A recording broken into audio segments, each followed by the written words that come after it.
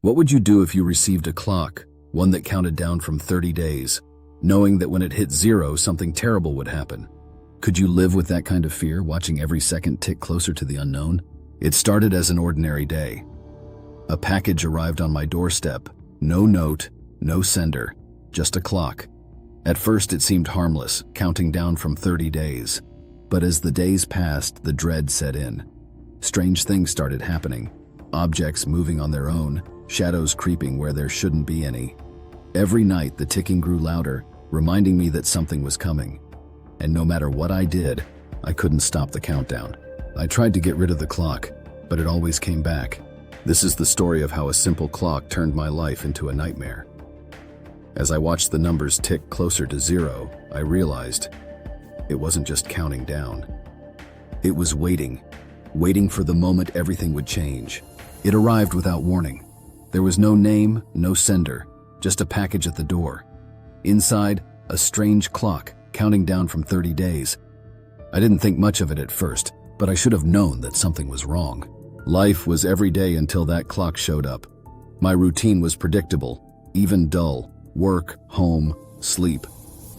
But when the clock arrived, something shifted. The air inside my house felt different, heavier, colder, almost like I wasn't alone anymore. I couldn't shake the feeling that something had changed, something I couldn't quite explain. At night, when everything was quiet, the ticking started. At first, it was a faint sound, like background noise, but soon it echoed through the walls, making it impossible to ignore. Then the first strange thing happened. While lying in bed, I heard a faint scratching sound, like claws scraping from inside the walls. I searched the house, but nothing was there. After a few days, things started happening. The kitchen lights flickered, footsteps echoed when no one was home, and strange, claw-like scratches appeared on the walls. One morning, I woke up to find a deep scratch running down my arm, fresh and bleeding, but I had no memory of how it got there. My dog, usually calm, started growling at empty corners of the room. I tried to brush it off as stress, but deep down, I knew something was wrong. The clock was counting down, and I had no idea what it was counting toward. After a week, things got worse. It wasn't just noises.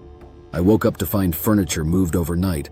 Photographs on the walls had been turned upside down, and I started seeing things, shadows that weren't mine. Each night, the ticking seemed to grow louder, almost as if it were getting closer. And with it came something darker. The shadows in my house seemed to move on their own.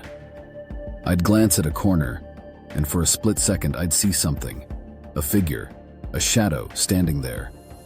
But when I blinked, it was gone. At night, I started hearing whispers. It was faint at first, like distant voices, but soon they became more apparent. And the worst part? The whispers were coming from the clock. I couldn't make out the words, but I could feel the malice behind them. One morning, I found my kitchen knives arranged in a perfect circle around the clock. The ticking had become unbearable. I started seeing things that couldn't be explained. The mirror would fog over on its own, and when I wiped it away, I saw something behind me. I turned around, but nothing was there. One night, I woke up to the sound of heavy breathing right next to my bed. I turned on the light, expecting to see someone standing there, but the room was empty. The clock, now louder than ever, seemed to pulse with every breath I took. I threw it out the window, hoping to end the nightmare. But the following day it was back, perfectly intact, still counting down. The clock was inescapable. No matter where I went, the ticking followed me. I began to see figures, tall, dark shapes with eyes that glowed in the dark, watching me from the corners. Sleep became impossible. Every time I closed my eyes, I felt watched. The shadows weren't just shadows anymore. They were figures standing at the foot of my bed, watching me. Their eyes glowed in the darkness, and no matter how hard I tried, I couldn't convince myself they weren't real. I started hearing voices, faint whispers calling my name, asking me questions. My reflection in the mirror would move independently, smiling when I wasn't. I couldn't trust anything anymore, not even myself. My house had become a prison, and the clock was my warden. It was counting down to something, and I was terrified to find out what. No one believed me. They thought I was losing my mind, but I knew the clock was doing this. It was counting down to something horrible. My friends stopped answering my calls. They thought I was imagining things. But I wasn't. The bruises, the scratches, the shadows, they were all real. And the worst part? I couldn't get rid of the clock. No matter how many times I tried to destroy it, it always came back. The ticking was relentless, a constant reminder that something was coming. With only a few days left, the house had become a nightmare. The walls seemed to shift on their own.